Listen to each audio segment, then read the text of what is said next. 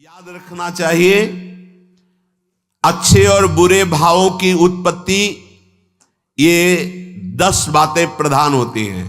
आपके अंदर अच्छे भाव आ रहे हैं या बुरे भाव आ रहे हैं तो उनमें ये 10 बातें प्रधान हैं। पहला, स्थान। आप कहां बैठे हैं, कहां रह रहे हैं, किस जगह खड़े हैं, आपको स्थान देख करके ही बर्ताव में उतरना है। जैसे मदिरालय है, आप वहां खड़े होंगे तो तमोगुण अपने आप बढ़ने लगेगा, आसुरी प्रवृत्ति बढ़ने लगेगी। ऐसे ऐसे जिस स्थान पर खड़े होने से, देखने से, बात करने से हमारी वृत्ति बिगड़ रही, उस स्थान का तत्काल त्याग कर देना चाहिए, वहां से हट जाना चाहिए। पहला है स्थान। जैसे सत्संग, यमुना जी का एकांतिक पावन तट, किसी लता के नीचे, किसी संत भगवान के सानिध्य में, अब हमारा ये स्थान भजन वृत्ति बढ़ाएगा। उस व्यक्ति का घर जिसके पास जाने से वासनाएं बढ़ रही, उस स्थान में जहां दृश्य देखने से हमारे अंदर गंदी बातें आ रही, पहला है स्थान। दूसरा है अन्न। बहुत बड़ा प्रभाव अन्न का होता है। अगर अधर्म के द्वारा कमाया हुआ अन्न है तो बुद्धि अधर्म में ही लगेगी। यदि भोजन पकाते समय, रसोई रांधते समय आप विकारात्मक चिंतन कर रहे हैं तो कोई भी प्रसाद पाए उसके अंदर विकार जागृत हो जाएगा। अन्न का बहुत बड़ा प्रभाव पड़ता है। एक बार पूज्य पाद उड़िया बाबा जी महाराज अपने परिकर के साथ भ्रमण में थे तो किसी बड़े धनी मानी ने निमंत्रण दिया, महाराज आज यहीं रुको। तो बाबा ने कहा हम लोग गांव के अंदर नहीं रुकते, तो बाहर कोई वृक्षों का समुदाय, जंगल जैसा, तो उसमें वहां रुके, पर भोजन उनकी तरफ से, भोजन सबने पाया।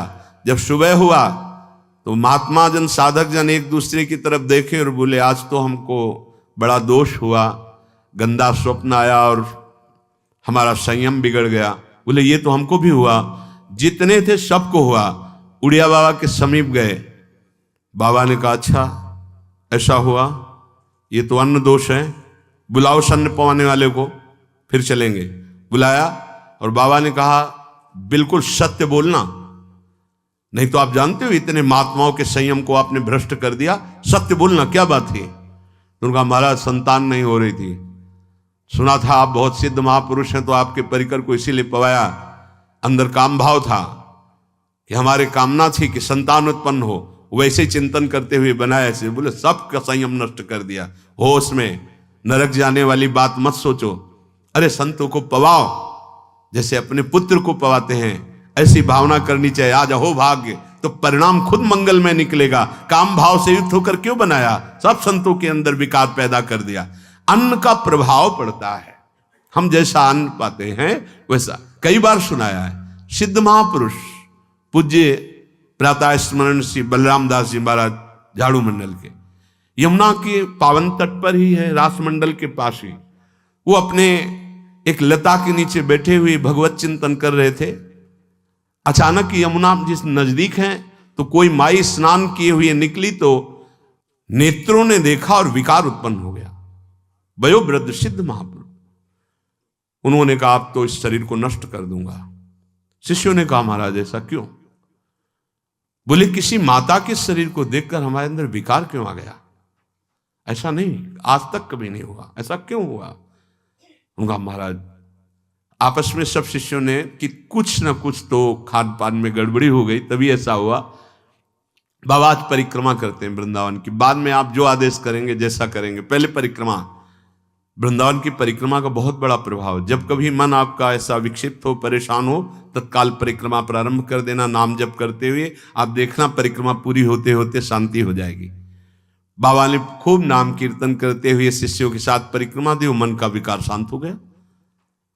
उनका ऐसा कैसे हो सकता है कि हमारे अंदर विकार आ गया? ये बड़ी सूक्ष्मता का विषय है। कल प्रसाद कहां से आया था? तो उस समय लाड़िले गोविंद देव जी महाराज यहीं विराजमान थे वृंदावन में। बोले तो ठाकुर गोविंद देव जी का प्रसाद आया था। लकुट उठाई, गए वो तो भगवत स्वरूप तस्मित तज्जने भेदा भावात, भगवान और भगवान के ऐसे जनों में भेद नहीं होता, वो भगवत स्वरूप होते हैं। गए और कहा बताओ आपका प्रसाद न पावे तो अपराध लगे कि प्रसाद नहीं पाया, और प्रसाद पावे तो हमारे अंदर काम जागृत हो जाए, हम तो मरे ना दोनों तरफ से। तो ठाकुर जी बात कर रहे थे, दूसरों को नहीं सुनाई दे रहा था। कह रहे थे कि देखो नाराज मत हो, कलकत्ता की वैश्या थी, उसने भोग लगाया, अब उसने भोग लगाया तो हमने चख पाया, तो आपको प्रसाद का किनका लेना चाहिए? किसने कहा था कि पूरा प्रसाद पाइए? जरा किनका ले लेते हो, मधुकरी पाते। हाँ ये बात आपकी मान, तो हमारा तो पूरा विश्व है, कोई भी भोग लगाएगा हम तो पाएंगे, और हमारे प्रसाद की निष्ठा आप सबके हृदय में, तो किनका लीजिए, पूरा मत पाइए। सोचिए, भगवद अर्पित प्रसाद और वृत्ति भगवान ने आदेश किया किनका पाओ, माधुकरी मांग के खाओ। यहां वर्णन कर रहे यदि हम अन्न थोड़ा भी हमारे अंदर दूषित चला गया, तो जब कभी ऐसी विकार की भावना हो, आपके अंदर विकार बन रहा है, तो खोजिए। आपने कोई दृश्य देखा है, आपने किसी से बात की है, आपने कोई ऐसा संकल्प बनाया, नहीं, तो फिर भोजन दोष आ गया, अब आज उपवास कर दो। जब तक वो वृत्ति न नष्ट हो तब तक कुछ मत पाना, जल से काम चलाना, तो एक दिन एक पहर अपने आप शांत हो जाएगा। अगर बहुत विकलता हो रही तो नाम कीर्तन शुरू कर दो, भोजन मत पाना, नाम कीर्तन शुरू, बिल्कुल शांति मिल जाएगी, बिल्कुल। और ये तो उदाहरण महापुरुष इसलिए देते कि हम सावधान रहें। हमारे अच्छे भाव या बुरे भाव में ये 10 बातें बहुत प्रभाव डालती हैं। पहला स्थान, दूसरा अन्न, और तीसरा जल। पानी भी बहुत संभाल के, नहीं आजकल तो देखो प्रायः ऐसे दांत से प्लास्टिक नोचेंगे, ऐसे पानी पिएंगे, कब भरी गई, कहां भरी गई, कैसा पानी, बड़ा देखो कैसा हमारे भजन साधन के लिए विक्षेप पैदा होता चला जा रहा है। पहले सुंदर सरोवरों का जल, मतलब 15 वर्ष तो गंगा जल ही केवल पिया है, जो आकाशवृत्ति से मिला नहीं, गंगा जल ही पिया है। कुआं का जल, फिर आया हैंडपैप का जल, अपवित्र होने लगा। हैंडपैप में जो वाशर, अगर वो कहीं चमड़े का पड़ा हुआ है तो अपवित्र जल हो गया। अब हैंडपैप का भी अंतर ध्यान स्वरूप हो गया, अब तो नहीं दिखाई देता। अब रह गया है मोटर से निकले और फिल्टर में जाए, वो मशीन जो फिल्टर करती पानी को, आरओ, उससे। अब वो जिनके पास है तो है, नहीं तो परिक्रमा लगाया हो, आपको पानी पीने को नहीं मिलेगा। देखो कैसा समय आ गया। भोजन, पहले कोई दगाबाजी भोजन में तो नहीं करता था। गांव में जब जिसके यहां दूध बेचा जाता था ना, उसको बहुत लघु दृष्टि से देखा है, गाय माए एक बराबर होती है, ये दूध बेचता है। 10-5 किलो मठा तो आप ऐसे मांग के ले सकते थे, अगर अड़ोस पड़ोस में वो मठा मिल जाएगा।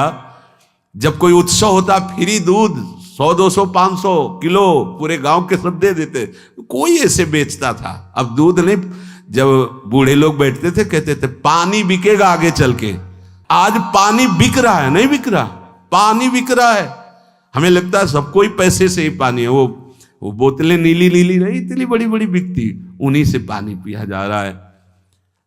आगे और समय जल का प्रभाव पड़ता है। जैसे हम गंगा जल पीते थे, सही कहते हैं, कई दिन जब भोजन नहीं मिलता तो पूरी पौष्टिकता गंगा जल से मिलती थी। गंगा माता के जल से ऐसा लगता था मानो हम परम पावन अमृत पान कर रहे हैं, सारी पौष्टिकता मिलती थी। कुएं का जल अपने आप में पौष्टिकता से युक्त होता है, जो हमें चाहिए। आज देखो जल की समस्या हो गई, पवित्र जल पीने के लिए हम तरस रहे हैं। कहाँ हो जल, और कैसे मिलेगा जल? या तो आप पैसे वाले हो तो आप खरीद करके पीजिए, नहीं तो अब वो जल नहीं रह गया कि कुएं से निकाला पी लिया या सरोवर से पी लिया, या कैसा दुर्भाग्य है।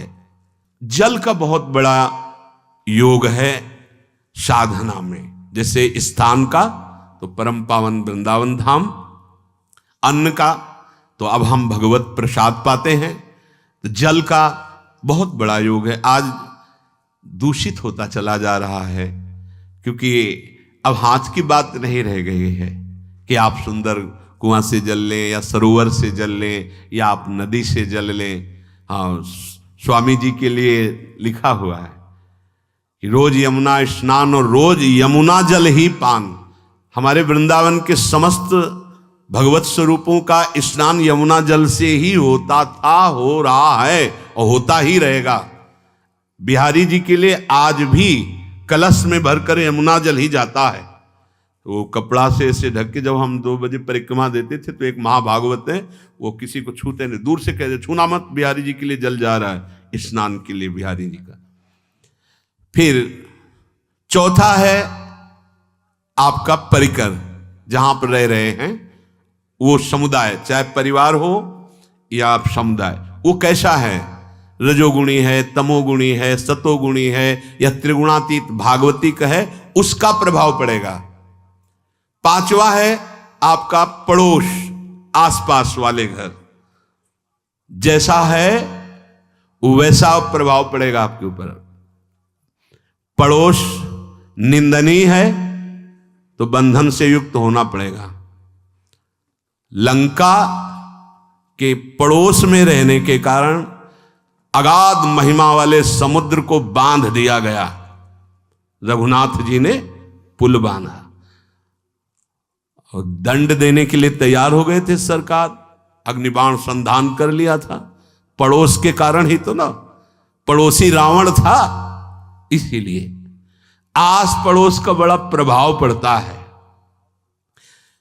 फिर अगला है दृश्य, इस पे बहुत सावधानी की जरूरत है।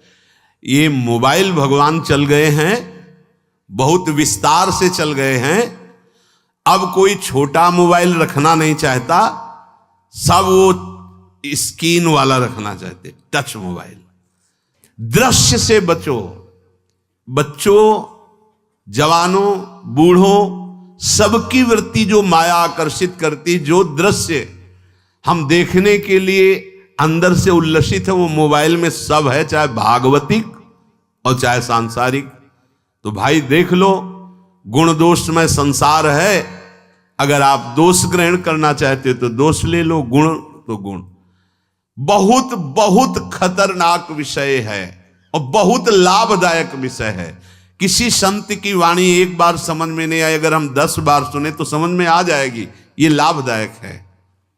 कभी कोई किसी से बात करनी, पहले जाए तो पोस्ट कार्ड चलते थे, एक कार्ड, वो 15 पैसे का इतना बड़ा वाला आता था, 25 पैसे का बंद वाला लिफाफे में आता था, नीले नीले कागज का 15 पैसे वाला कार्ड, उसमें चिट्ठी जाती थी महीनों में। कभी यहां 1 मिनट में अमेरिका से बात कर लो, कितनी बढ़िया बात हो गई। उसका दुरुपयोग ना करो। अब हमारी इतनी चंचल वृत्ति है कि दुरुपयोग करने के लिए उत्साह बढ़ जाता है। बोले अब सब काम हो गया है, अब एकांत सेवन कर रहे हैं, अंदर से सिटकिनी बंद और मोबाइल भगवान का संग शुरू। 2-4 मिनट सत्संग और अच्छे दृश्य देखे, फिर बगले में वहां सब होता है कि आप बस उसको ऑन कीजिए, फिर जो मनोरंजन शुरू होता है, फिर उपासक मिटिया मेट हो जाता है। ये बहुत सावधानी की बात कह रहे हैं। वैसे हमें लगता है यदि आप कोई बड़े कार्य वाले ना हो तो छोटा मोबाइल रखे तो अच्छा रहता है। तो इसलिए ये एक ऐसा कलयुग भगवान ने रचा है कि बचा पाना बड़ा मुश्किल है। इससे वृत्ति को बचाओ, जो बचा ले गया वो आगे साधना कर सकता है। बहुत सावधान बच्चों। हमें लगता है यदि आपका मन चंचल हो, आपके शासन में ना हो, तो स्क्रीन वाला मोबाइल अपने माता पिता को दे देना चाहिए। और हम कहते रखो, छोटा वाला रखो, कभी कोई आपत्ति विपत्ति या सूचना देनी हो, बढ़िया काम करता है। जरूरी नहीं है इतना बड़ा लेके चलना। हाँ, अगर आपको बहुत राजकीय विभाग के कार्य हैं तो बात अलग है कि कौन सी सामान कहाँ कैसे, तो वहां से वीडियो भेज रहा है, वो चेक कर रहा है, यस हाँ ठीक है अब चलाओ। अपने को क्या काम है? सत्संग अगर सुनना है तो सत्संग सुनने के अलग यंत्र आते हैं, चला दो उसमें, वो इतनी बड़ी लगती है, उसमें चिप, पेन ड्राइव ऐसे लगा दो और सत्संग सुनो। जरूरी वो दृश्य वाला रखो। यहां कह रहे दृश्य, अगर गलत दृश्य देखा तो बावरे बन जाओगे और अच्छा दृश्य देखा तो भगवान के मार्ग के पथिक बनोगे। तो देखो, अच्छे दृश्य में भी दोष दर्शन की वृत्ति की गुंजाइश है। जैसे कोई लीला हो रही है, लीला के पात्र, जैसे हमारे ब्रजमंडल में रास लीला होती थी, ऐसे 12 वर्ष 13 वर्ष के लीला पात्र, सब नव किशोर, जहां भाव ही बने रोते रहो। अब वहां बड़े बड़े लीला पात्र हैं, अगर हमारी भावना शासन में नहीं है तो वहां हम अंग प्रत्यंग के दर्शन से हमारी हाव भाव वहां जो हो रहा है उससे हमारी वृत्तियां बिगड़ जाएं। जब छोटे छोटे लाडली लाल परस्पर खेलते हैं तो केवल आशीर्वाद देने को, रोने का मन होता है। अगर आप लीला भी देख रहे हैं तो बहुत सावधानी की जरूरत है, क्योंकि वो चिदानंद शरीर नहीं है, पांच भौतिक शरीर। हमारी दृष्टि पंचभूत में लगी हुई है। नाम जप करो, लीला गायन करो, फिर देखो जो लीला है, यही जीवन का परम सुख मिलेगा। सच्ची मान लीजिए। बस हम बार बार ये कहते हैं, मोबाइल का सदुपयोग कीजिए, दुरुपयोग नहीं। मोबाइल बुरा नहीं, उसका प्रयोग बुरा है।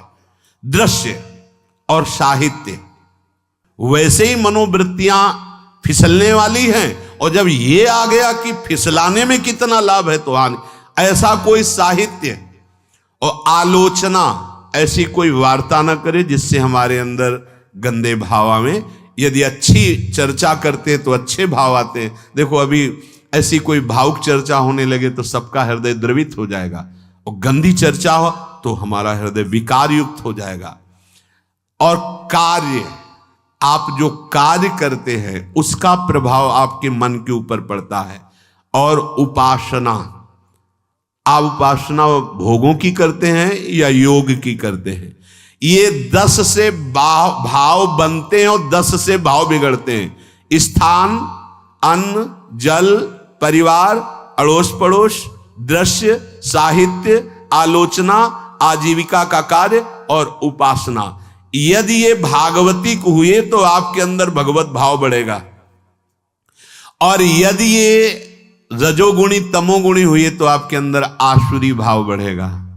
इन 10 से सावधानी पूर्वक व्यवहार होना चाहिए। जैसे आस पड़ोस में है तो बड़ी सुविधा है, यहां कोई किसी से मतलब नहीं रखता। बगल वाला कौन रह रहा, किसी से मतलब, ये बढ़िया है। ज्यादातर गांव में होता है। अपने यहां ये अच्छा है कि जैसे आप अपने कमरे में गए, किसी से कोई मतलब नहीं है, वैसे ऐसा ही जीवन रखना चाहिए। अड़ोस पर ये ज्यादा जो व्यवहार मित्रता बढ़ाने वाला विषय, ये धाम में नहीं है। वृंदावन में ऐसा नहीं व्यवहार रखना चाहिए। आपके पड़ोस में कौन रख रहा है आपका परिचय नहीं होना चाहिए, कौन कौन रह रहा है आपकी जानकारी नहीं होनी चाहिए। नजर नीची की, अपने कुटिया में गए, अपने ठाकुर जी से मतलब, अपने भजन से मतलब। ना पड़ोसी को कुछ देना चाहिए ना लेना चाहिए। बात समझ लेना कि जैसे आज उत्सव है, उनको हम बुलाते हैं, वो हमारे यहाँ, ये व्यवहार यहाँ नहीं है। बनवासी हो, ठाकुर का भोग लगाया, और अगर आपको बांटना है तो बाहर निकलो, आधा किलोमीटर दूर ऐसी जगह बांटो जो तुम्हें राधे श्याम दोबारा ना बोले। फिर वो तुम्हें बुलाएगा, फिर वो बैठेगा, फिर प्रपंच की बातें होंगी, निंदा स्तुति की होंगी, फिर बड़ी संगोष्ठी होती है, पता चलता है।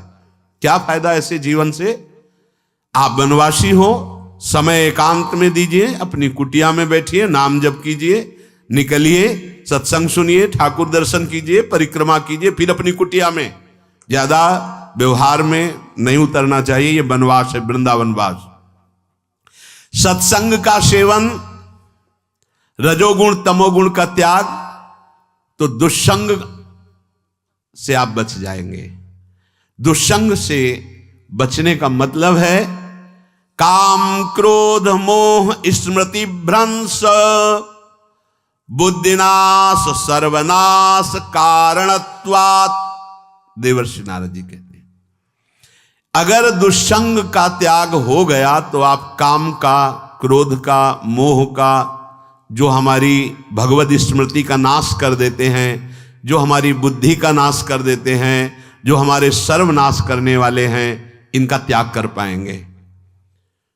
कुसंग अगर हो गया तो इनका त्याग नहीं हो सकता, बहुत कठिन हो जाता है। भगवत संबंधी तत्वबोध होना या भगवत रहस्य लीला में प्रवेश पाना, जो अपनी इंद्रियों को भोगों में तृप्ति कराने की कोशिश कर रहे हैं, उनका चिंतन भोगों का ही होगा। तो कैसे तत्वबोध होगा, कैसे लीला में प्रवेश होगा, बस ध्यान देना है, कैसे हो पाएगा? क्योंकि जिस चित्त वृत्ति से भगवदाकार हमें वृत्ति करनी थी, वो तो हमने भोगों के चिंतन में लगा दी, भोग क्रियाओं में लगा दी। एक स्थिति होती है, जब आपकी चित्त वृत्ति भगवदाकार हो गई है, तो व्यवहार में रहते हुए भी विषयान ग्रहणंत मुंचंत वा, खान पान उठना बैठना है, सब बाहरी क्रियाएं हो रही हैं, अंतर से वो अपने आराध्य देव में सदैव स्थित रहता है। उसका परिचय आपको जब ऐसे महापुरुष का सानिध्य मिलेगा, तो आप विषय सेवन करते हुए भी निर्विषय रहेंगे। आपके अंदर विषयों की प्रियता नहीं रह जाएगी, आपके अंदर एक प्रबल वैराग्य ऐसी धारणा बन जाएगी, कुछ नहीं, कोई भी तुम्हें प्रभावित नहीं कर सकता। यद्यपि खान पान हर्ष आदि की सब व्यवहारिक वृत्तियां हैं, पर उस महापुरुष का प्रभाव ऐसा होगा कि आपका हृदय निर्विकार हो जाएगा। और बहुत ही त्याग की सब बातें की जा रही, लेकिन हृदय भी सही है, तो संग से विषय रंग बढ़ जाएगा। ये देखा गया है। हृदय अगर निष्प्रिय है, जिसका हम संग कर रहे हैं, तो उसका परिणाम निष्प्रिय निकलेगा। व्यवहार में कुछ भी हो, निष्प्रियता ही आपकी बढ़ेगी, निर्विकारता बढ़ेगी, क्योंकि उसकी स्थिति का संग हो रहा है, उसका प्रभाव पड़ रहा है। तो सर्वनाश की जड़ है विषय चिंतन। ये बहुत बड़ी बात है। विषय चिंतन सर्वनाश की जड़ है। यहां विषय भोग नहीं कहा, क्योंकि चिंतन का परिणाम भोग है। पहले चिंतन होता है। साधक ध्यायतो विषयान पुंसः संगस्तेषु उपजायते, संगात् संजायते कामः, कामात् क्रोधो विजायते, क्रोधात् भवति सम्मोहः, सम्मोहात् स्मृति विभ्रमः, स्मृति भ्रंशात् बुद्धिनाशो, बुद्धिनाशात् प्रणश्यति सर्वनाश। कैसे हुआ? ध्यायतो विषयान पुंसः, विषयों का चिंतन। इसीलिए अनन्यश्चिन्तयन्तु माम भगवान आदेश करते हैं। विषय चिंतन न होने पावे, बिना चिंतन किए आपको कोई भी सुख नहीं मिल सकता। आप देख लीजिए, जगत के किसी भी भोग का सुख नहीं मिल सकता। चिंतन से ही आपको सुख की अनुभूति हो रही है। अगर आप चिंतन ना करें तो आपको कोई सुख नहीं मिल। आप चिंतन उसका घसीट लिया गया। अगर सुख होता तो भोग में मिल जाता, नहीं मिला। क्यों? कि बोले चिंतन नहीं। किसी को किसी गाढ़ विषय के चिंतन में फंसा दे, फिर उसके सामने भोजन रख के खीर में नमक डाल दे, सब्जी में चीनी डाल दे और गाढ़ विषय में फंसा दे। तुम्हारा लड़का जो अकेला था, वो ऐसा ऐसा दुर्घटना हो गई, वो अस्पताल में, अब जल्दी से भोजन पाओ और निर्णय बताओ। वो बिल्कुल नहीं बता पाएगा कि खीर में नमक था, सब्जी में चीनी थी। उसका चिंतन वहां फंस गया। अगर ऐसे चिंतन हमारा प्रियाजू में फंस जाए तो संसार के सब क्रियाएं होते हुए भी वो परमहंस है, वो विदेह है। चिंतन, हम लोग चिंतन में चूक कर देते हैं तो फिर क्रियाओं में हमको बंधना पड़ता है। नहीं, सच्ची माने कोई भी क्रिया उसे बांध नहीं सकती। तो क्या जिनका भगवत चिंतन होता है वो असत क्रियाएं भी करते हैं क्या? तो बोले जब चिंतन ही नहीं तो असत क्रियाएं कैसे हो सकती है? पहले क्रिया के असत चिंतन होता है। आप देखना, कोई भी कार्य पहले चिंतन होता है। इसीलिए यहां कह रहे हैं ध्यायतो विषयान पुंसा संगस्तेषु उपजायते। पहले सबसे पहले विषय का चिंतन होता है। अगर विषय का चिंतन ना होने पावे तो आपको कोई फंसा ही नहीं सकता भोग, कोई भी भोग नहीं फंसा सकता। जहां विषयों का चिंतन हुआ तो संग की प्राप्ति, विषय भोग की प्रबल इच्छा, प्रबल आसक्ति, और वो जो चिंतन हुआ था वही आपको सुख दे रहा है। वही, वहां सुख नहीं है, आपके चिंतन का वहां सुख। जैसा चिंतन, अगर आपका चिंतन विक्षिप्त कर दिया जाए, एकाग्र ना होने पाओ, तो किसी में आपको सुख नहीं मिलेगा पक्का। अगर वही चिंतन सावई मना कृष्ण पदार विंदे हो तो कोई सुख है। गोपी जनों के पति भी हैं, पुत्र भी हैं, पूरे परिवार की सेवा करती हैं, और बड़े बड़े परमहंस उनकी चरण रज वंदना करते हैं। क्यों? क्योंकि उनका चिंतन भगवान का हो रहा है। एक भी वृत्ति शरीर चिंतन में नहीं, बलिहारी है।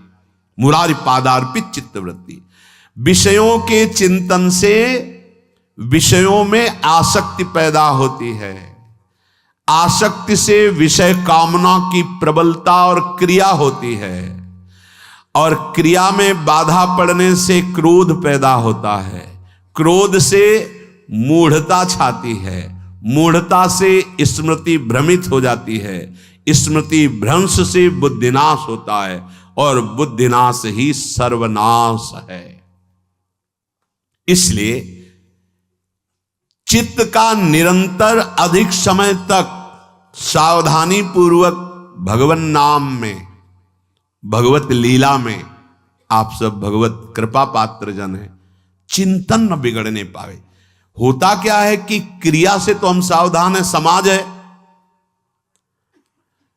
क्रिया से तो हम सावधान, क्योंकि समाज भी है, व्यवहार भी है सामने, लेकिन चिंतन तो कोई नहीं जान रहा ना, अंदर ही अंदर हम क्या चिंतन कर रहे हैं। तो साधक चूक कर बैठता है।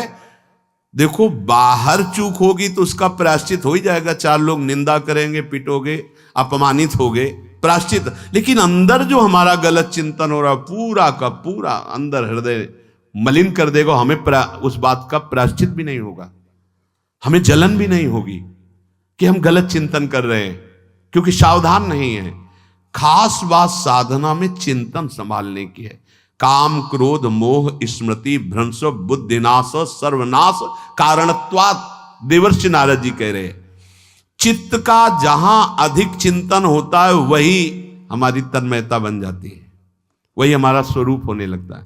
बोले बहुत कामी पुरुष है, बोले बहुत क्रोधी पुरुष है, बोले बहुत नीच पुरुष है, पूरा संबोधन होने लगा उसके लिए, क्योंकि वो उसी चिंतन से, वैसी क्रियाओं से। अरे बोले तो बड़े भगत हैं, भगवान के स्वरूप है साक्षात। जो हम अधिक चिंतन करते हैं वही क्रियान्वित होता है, जो क्रिया होती, चिंतन होती, वैसे हमारा स्वरूप बन जाता है, वैसे हमारी स्थिति हो जाती है। सांसारिक विषयों और विषयी पुरुषों का शरीर संग, वाणी संग, मन के द्वारा संग, ये आपके अंदर विषय चिंतन बढ़ा देगा, विषय क्रियाओं में लगा देगा। इसलिए बहुत सावधान। विषय में कोई ताकत नहीं है, विषयासक्ति दुर्गति कर देती है।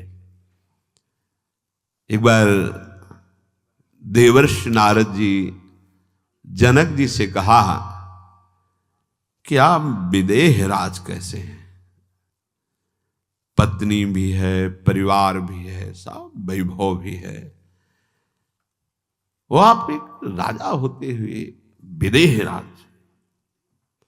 उनका आज विश्राम कीजिए, कल सुबह चर्चा करेंगे। तो रात्रि में अपने शयन गृह में देवर्षि नारद जी को शयन कराया और अपनी अर्धांगिनी से कहा कि आप जाकर शयन कीजिए देवर्षि नारद जी के साथ, जो आज्ञा। अब वहां देवर्षि नारद जी के समीप जब नारद जी ने देखा कोई स्त्री, तो शकिल गए और शकिल गए। वो तो आज्ञा जैसी हुई थी, जब दीवाल मिली तो दीवाल की तरफ मुंह करके लेटे रहे। अर्धरात्रि में उठी और चली गई। देवर्षि नारद जी सुबह गए और कहा कि ये क्या मजाक था आपका, यदि आपको ऐसा ही व्यवहार करना था तो आप हमसे कह देते, तो हम बाहर जाकर शयन करते। आपने ऐसा क्यों किया, क्या हुआ महाराज? जब हम वहां शयन कर रहे थे, कुछ रात्रि व्यतीत होने पर आपकी अर्धांगिनी आई और लेट गई सैया पे। उनको पता नहीं कि एक देव ऋषि के साथ ऐसा व्यवहार नहीं कर। फिर क्या हुआ महाराज? फिर हम और खेलते गए, फिर दीवाल मिली तो उधर मुंह करके फिर सो गए। तो तुमने स्त्री को दीवाल नहीं समझा, दीवाल को दीवाल समझा। यही आप में और हम में फर्क है। आपके लिए जैसे दीवाल निश्चिंतता का कारण है, ऐसे ही हमारे लिए स्त्री होते हुए भी वो दीवाल की तरह ही है, किंचन मात्र विकार उत्पन्न नहीं कर सकती। यही अंतर है। इसी बात से हमको विदेह राज कहते हैं। ये स्थिति अब कह दे स्त्री शरीर और दीवाल में क्या ज्ञान की विशेषता? वो जड़ है और चैतन्य नहीं। ये शरीर भी जड़ है, चैतन्य आत्म तत्व है। पंचभूतों से दीवाल बनी है। अग्नि तत्व से ईंट पकाई गई है। पृथ्वी तत्व तो है ही, पृथ्वी तत्व में जल मिलाकर उसको आकार दिया गया है। वायु तत्व ने उसे सुखाया है, अग्नि तत्व ने पकाया है, और शब्द आकाश तत्व है। 5 भूतों से वो बना, 5 भूतों से बना है। सच्चा ज्ञान ये कि इसमें और दीवाल में कोई अंतर नहीं। चैतन्य घन आत्म तत्व के कारण ये चलता फिरता नजर आता है, और वो खड़ा स्थायी जड़ दिखाई दे रहा है। इसमें भी भगवान है, उसमें भी भगवान है। इसमें भी पंचभूत है, उसमें भी पंचभूत है। नरसिंह भगवान खंभे से प्रकट हुए थे, बस केवल अज्ञान के कारण जड़ चैतन्य का भेद है। तब समझ में आया। ये जो हमारे अंदर भोगों की आसक्ति है, यही कामना प्रकट करते, यही पाप प्रकट करते, यही हृदय को मलिन कर दे। इसलिए हम अपने चिंतन को संभालें। चित्त चोर के चरणारविंद का चिंतन करें, निरंतर नाम जप करें, भगवद आश्रित रहें। प्रभु अपने भक्तों की रक्षा करते हैं, जैसे मां अपने बच्चे की। करो सदा तिनके रखवारी, जिम बालक राखे महतारी। राधा राधा राधा शेष जागे। श्री राधा वल्लभ लाल।